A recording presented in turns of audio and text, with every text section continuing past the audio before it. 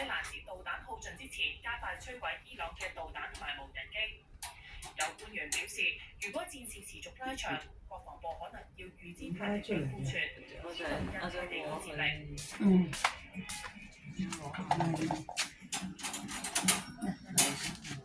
伊朗方面亦都可能睇到呢一點。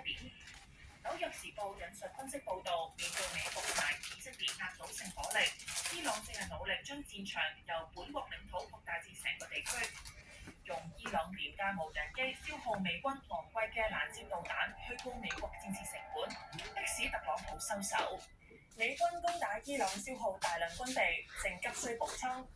路透社報導，美國國防部正係尋求大約500億美元嘅中東補充預算。特朗普政府計劃喺白宮同防務承包商高層會面，討論加速武器生產。我哋下星期繼續世界觀世界。